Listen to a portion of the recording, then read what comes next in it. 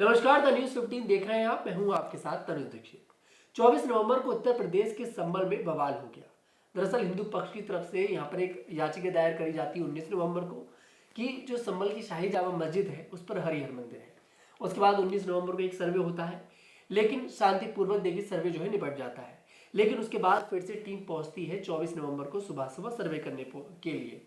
लेकिन उसी दौरान यहाँ पर पथराव कर दिया जाता है कुछ लोगों के द्वारा, एक भीड़ के द्वारा प्रशासन के ऊपर। उसके बाद कहीं ना कहीं ये मामला तूल पकड़ लेता है। राजनीतिक गलियारों में भी खूब इसकी चर्चा होने लगती है।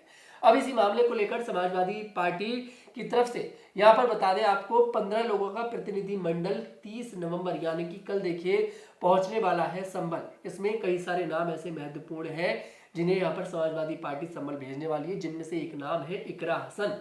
इकरा हसन को भी संभल भेजा जाएगा। मुस्लिम नेता है, हमारे साथ मौजूद है इस समय परवेश त्यागी जी, मेरे वरिष्ठ साथी हैं। स्वागत है सर आपका। सर, इकरा हसन को हर जगह समाजवादी पार्टी आगे कर रही है। संभल वाले मुद्दे पर भी इकरा हसन को देखिए आगे लेकर आई है समाजवादी पार्टी। बहुत शांत स्वभाव की महिला नजर आती है, मुस्लिम नेता है। क्या लगता है आपको, पहुंचकर किन किन मुद्दों को उठाती नजर आएंगी सर? देखिए, जहाँ तक अगर मैं समाजवादी पार्टी के दृष्टिकोण से बात करूँ तो कहीं ना कहीं जो एक सूखा था समाजवादी पार्टी में महिलाओं का, अब उसमें महिलाओं को भागीदारी काफ़ी हद तक मिलने लगी है। जिस तरीके से अगर मैं लोकसभा चुनाव की बात करूं तो करीब 3 से 4 सांसद इस बार चार सांसद जो है समाजवादी पार्टी के सिंबल पर, जो टोटल संख्या है 37 है, यानी 37 टोटल सांसद जीते हैं इस बार साल 2024 में समाजवादी पार्टी के लोकसभा चुनाव में, जिनमें से 4 महिला भी चुनाव जीतकर संसद पहुंची है। तो कहीं ना कहीं जो महिलाओं की भागीदारी को लेकर भी समाजवादी पार्टी काफ़ी हद तक काम करती हुई दिखाई दे रही है। और जहाँ तक बात इकरा हसन की, तो इकरा हसन एक पढ़ी लिखी, विदेश से पढ़ी हुई है, LLM की उन्होंने कहीं ना कहीं कानून की डिग्री हासिल की है, कानून की पढ़ाई की है। तो उसको लेकर वो जिस तरीके से उनके बोलने का शैली है, लहजा है, जिस तरीके से बातचीत करने का उनका अंदाज है, वो कहीं ना कहीं लोगों को कनेक्ट करता है, जनता को प्रभावित करता है। और एक सदी हुई भाषा में, एक सदी हुई जबान में वो बात करती है, तो वो भी कहीं ना कहीं समाजवादी पार्टी के लिए एक अच्छा संदेश जाता हुआ दिखाई पड़ता है कि कहीं ना कहीं जिस तरीके से महिलाओं में भी, मुस्लिम महिलाओं को कहीं ना कहीं समाजवादी पार्टी तरजीह देती हुई दिखाई पड़ रही है। क्योंकि इस समय अगर हम बात इकरा हसन की करते हैं, इकरा हसन कहीं ना कहीं सांसद बनने के बाद जिस तरीके से उनका एक राजनीतिक उठान, एक राजनीतिक सफ़र शुरू हुआ है, तो उसमें कहीं ना कहीं वो समाजवादी पार्टी के एक स्टार कैंपेनर के तौर पर भी अभी हमें महाराष्ट्र में भी देखने को मिली। उपचुनाव हुआ तो उपचुनाव में भी उन्होंने कई सीटों पर लगातार प्रचार किया समाजवादी पार्टी के प्रत्याशियों के लिए। तो वो कहीं ना कहीं एक स्टार कैंपेनर के तौर पर समाजवादी पार्टी में उभरी हैं। तो ऐसे में जो इकरा हसन का जाना है, और एक मुस्लिम सांसद के लिहाज से भी, और एक सांसद के लिहाज से भी, और एक महिला सांसद के लिहाज से भी वो बहुत अहम है। ऐसे में क्योंकि पश्चिम उत्तर प्रदेश का ही संभल का इलाका माना जाता है, और इकरा हसन भी कहीं ना कहीं पश्चिम उत्तर प्रदेश से आती हैं, कैराना लोकसभा सीट से वो आती हैं, जो शामली मुजफ्फरनगर जिला है वहीं की मूलतः निवासी हैं। तो ऐसे में कहीं ना कहीं जो कनेक्ट करता है बेल्ट को भी, उसके हिसाब से उनको कहीं ना कहीं इस प्रतिनिधि मंडल में रखा गया है। अगर मैं ओवरऑल बात करूं तो जो 15 सदस्य प्रतिनिधि समाजवादी पार्टी का 30 तारीख को पहुंचेगा संभल में, जो पीड़ित है इस हिंसा के, उनसे मिलने के लिए, पूरे मामले की रिपोर्ट तैयार करने के लिए, जानकारी जुटाने के लिए, कि आखिर इसके पीछे की जो हिंसा भड़की है संभल में, उसके पीछे की बड़ी वजह क्या है और किन कारणों से ये हिंसा हुई है। उसमें 15 सदस्य प्रतिनिधि डेलीगेशन में कहीं ना कहीं 3 महिलाओं को शामिल किया गया है, जिसमें इकरा हसन का नाम भी शामिल है, और जो मुरादाबाद की सांसद है रुचि वीरा, उनका नाम भी शामिल है, और संभल जिले की ही असमोली सीट की जो विधायक है पिंकी यादव, उनका नाम भी इसमें शामिल है। 3 महिलाओं को इसमें कहीं ना कहीं जगह दी गई है प्रतिनिधि मंडल में। तो एक पश्चिम के नेता के तौर पर, हालांकि हरेंद्र मलिक एक जाट चेहरा भी इसमें शामिल है, कई मुसलमान सांसद और विधायकों भी इसमें शामिल किया गया है, जो आरोपी बनाए गए हैं हिंसा के। कहीं ना कहीं संभल के जो सांसद जियाउर रहमान बर्क, उनका भी नाम इस प्रतिनिधि मंडल में है, और माता प्रसाद पांडे जो नेता विरोधी दल है विधानसभा में समाजवादी पार्टी की तरफ से उत्तर प्रदेश के, वो उसके जो है कहीं ना कहीं नेतृत्व तो इसकी लीड करते हुए दिखाई पड़ रहे हैं। तो ब्राह्मण चेहरे के तौर पर वो भी है, अवध बिहारी यादव भी है जो विधान परिषद में नेता विरोधी दल है। तो तमाम बड़े चेहरों को समाजवादी पार्टी ने इस प्रतिनिधि मंडल में शामिल किया है, और एक मैसेज कहीं ना कहीं इसमें भी, जिस तरीके से कास्ट कॉम्बिनेशन भी बनाया गया है, जिस तरीके से बिरादियों का समावेश भी इसमें किया गया है, महिला कोटा भी है, ओबीसी भी है, एससी भी, जर्नल भी है, मुस्लिम भी है, तमाम लोगों को इसमें शामिल किया गया है। तो जो एक पीडीए का नारा है समाजवादी पार्टी, कहीं ना कहीं अपने इस डेलीगेशन में भी एक पीडीए का नारा उनका दिखाई पड़ता है कि डेलीगेशन में भी जिस तरीके से डेलीगेशन बनाया गया है संभल के लिए, उसमें भी तमाम पीडीए के लोग इसमें जाते हुए दिखाई पड़ रहे हैं। तो उस नारे को आत्मसात करते हुए, कहीं ना कहीं उस नारे को आगे बढ़ाते हुए समाजवादी पार्टी इसमें दिख रही है। लेकिन बड़ी बात यह है कि 30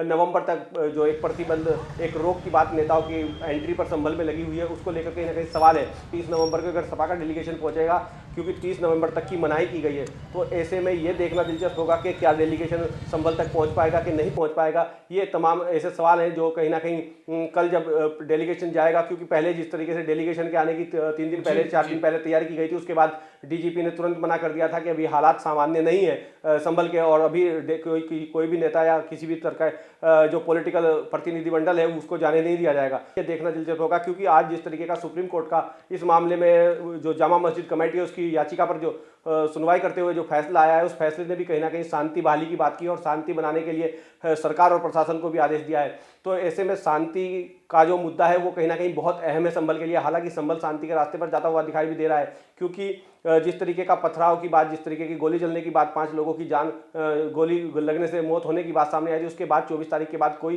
भी किसी भी तरह की छुटपुट की घटना भी अभी संभल से सामने नहीं आई। हालांकि संभल शांति के रास्ते पर जाता हुआ दिखाई दे रहा है, लेकिन जिस तरीके से अब नेताओं का जाना शुरू होगा संभल में, उसके बाद के क्या माहौल, क्या हालात बनते, इस पर भी तमाम प्रशासन हो या इंटेलिजेंस हो या तमाम मीडिया चैनल्स हो, सभी की नज़रें, सभी की कहीं ना कहीं एक हम लोगों की भी निगाहें लगी हुई है कि आखिर प्रतिनिधिमंडल कहाँ कहाँ जाएगा, किन किन लोगों से मुलाकात करेगा, किस पक्ष से बात करेगा, और क्या पूरी उस प्रतिनिधिमंडल की रिपोर्ट में क्या चीज़ें उभर कर सामने आती है उन सबको लेकर। क्योंकि जिस तरीके की अभी तक की बात है उसमें सीधे तौर पर विपक्ष जो है वो प्रशासन को पूरी तरह हिंसा के लिए जिम्मेदार ठहरा रहा है, पुलिस की भूमिका को लेकर सवालों के कटघरे में खड़ा कर रहा है, पुलिस की भूमिका को लेकर कहीं ना कहीं गंभीर सवाल उठा रहा है। तो इनके बाद अब जो प्रतिनिधिमंडल आएंगे उनकी क्या आने के बाद की जो मुलाकात के बाद की जो उनका बयान होगा, उनकी टिप्पणी होगी, उसको लेकर भी वो भी बहुत महत्वपूर्ण होगी। उसको लेकर भी कहीं ना कहीं राजनीति तेज होती हुई उत्तर प्रदेश में दिखाई देगी। तनुज जी बिल्कुल, ऐसे में सर जियाउर रहमान बर्ग भी देखिए इस लिस्ट में उनका नाम भी शामिल है,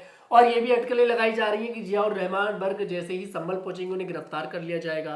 तो क्या लगता है आपके लिए? हालांकि सुप्रीम कोर्ट ने तो कह दिया है कि निचली अदालत इस पर कोई फैसला न सुनाए, तो क्या लगता है जियाउर रहमान बर्ग की गिरफ्तारी होगी कि नहीं होगी? क्योंकि यहाँ पर खुद एसपी जो है संभल के कृष्ण कुमार बिश्नोई, संभल के जो डीएम है, वो भी यहाँ पर एक मेन आरोपी के तौर पर, जो साजिशकर्ता के तौर पर यहाँ पर जियाउर रहमान बर्ग को उनका नाम साफ तौर पर लेते नजर आ रहे हैं। क्या लगता है? नहीं, प्रशासन निश्चित रूप से जिस तरीके से नामजद एफआईआर हुई है, नामजद किया गया है एफआईआर में, चाहे जियाउर रहमान बर्ग सांसद हो या विधायक जो संभल के विधायक है नवाब इकबाल महमूद, उनके बेटे शोएब इकबाल हो, दोनों लोगों को नामजद किया गया है। तो उसमें हालांकि अभी जिस तरीके की स्थिति, जिस तरीके के हालात, जिस तरीके की परिस्थितियां हैं, उसको देखा जाए तो अभी मुझे नहीं लगता कि पुलिस हो या प्रशासन हो सांसद पर हाथ डालने की कोशिश की जाएगी, ऐसा नहीं लगता है। क्योंकि अभी तक पूरी तरह जब तक मामले की जांच नहीं हो जाती, पूरे मामले की तहकीकात नहीं हो जाती, छानबीन नहीं हो जाती, और पूरे मामले में ये बात निकल के सामने नहीं आ जाती कि असली संभल का जो गुनहगार है वो कौन है, किन वजह से संभल में हिंसा भड़की और 5 लोगों की जो मौत हुई है गोली लगने से, आखिर उसके पीछे की क्या वजह रही है, किसकी गोली से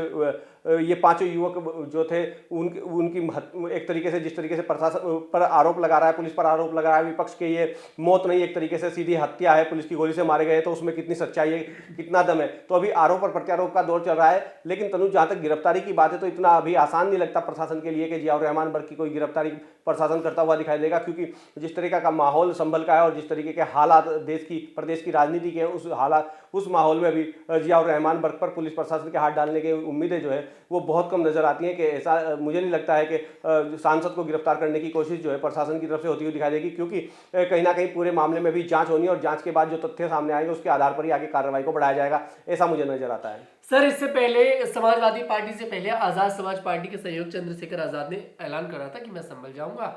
हापुड़ से देखिए उन्हें गिरफ्तार कर लिया जाता है, अरेस्ट कर लिया जाता है कि आप संभल नहीं जा सकते, मतलब हाउस अरेस्ट उन्हें कर लिया जाता है। क्या लगता है आपके लिए इतना आसान होगा समाजवादी पार्टी के इन 11 जो 15 लोगों की यहाँ पर, जो माफी चाहूंगा 15 लोगों की जो यहाँ पर सूची बनाकर भाई यहाँ पर समाजवादी पार्टी ने तैयार करी है, इन लोगों को संभल तक पहुंचाना कितना आसान होगा?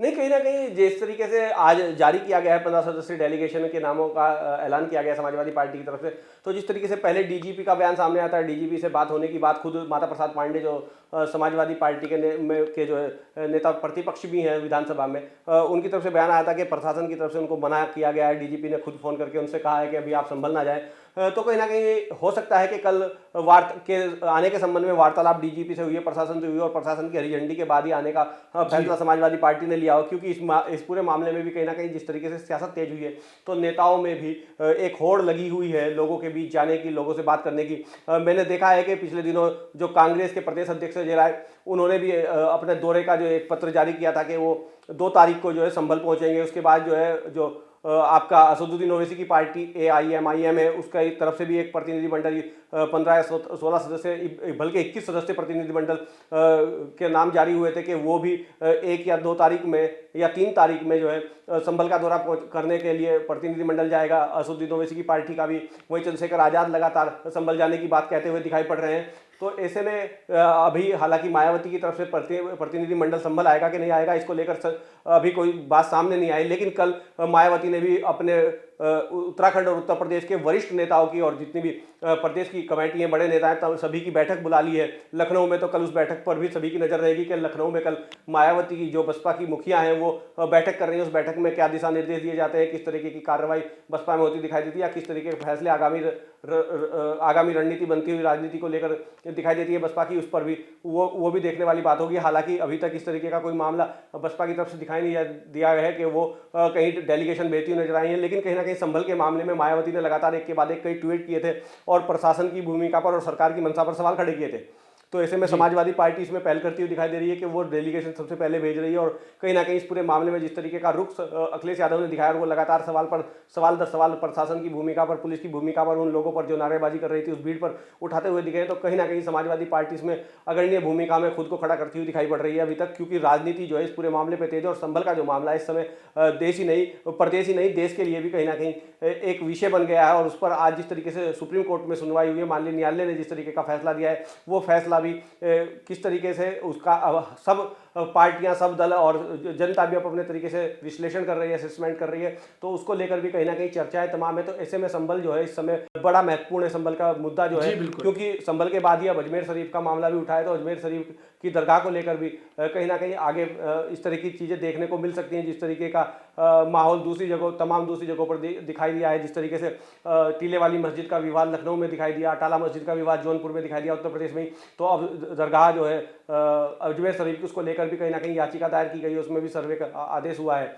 लेकिन एक बड़ी बात यह है तनुज आज संभल के मामले में कि फिलहाल जिस तरीके से सुप्रीम कोर्ट ने अपने आदेश में अपनी टिप्पणी में कहा है कि 8 जनवरी तक किसी भी तरह की कोई कार्रवाई या कोई सुनवाई इस पूरे मामले में ट्रायल कोर्ट नहीं करेगा, और शांति बहाली के लिए सुप्रीम माननीय न्यायालय की तरफ से, माननीय सर्वोच्च न्यायालय की तरफ से कहा गया है। तो ये बड़ी बात है कि शांति बहाली का पहला प्रयास होना चाहिए। और कहीं ना कहीं जो नेताओं को भी प्रशासन की तरफ से भी सख्त हिदायत होगी कि इस तरीके के कोई किसी बिंदु को या इस तरीके की कोई बात कहीं ना कहीं नेताओं के बयानों में भी दिखाई ना दे, जिससे कहीं ना कहीं माहौल जो है वो जो शांति के राह पर चलता हुआ माहौल जाता हुआ संभल दिखाई दे रहा, उसमें फिर से किसी तरह की कोई गर्मी दिखाई पड़े। तनुज जी बिल्कुल। अब ऐसे में यही देखना दिलचस्प होगा कि आखिरकार ये सभी नेता जो यहाँ पर सूची बनकर आई है समाजवादी पार्टी की तरफ से, ये संभल तक पहुँच पाते हैं कि नहीं पहुँच पाते हैं। एक बार जाते जाते आपको बता दूं इस लिस्ट में किस किस का नाम है।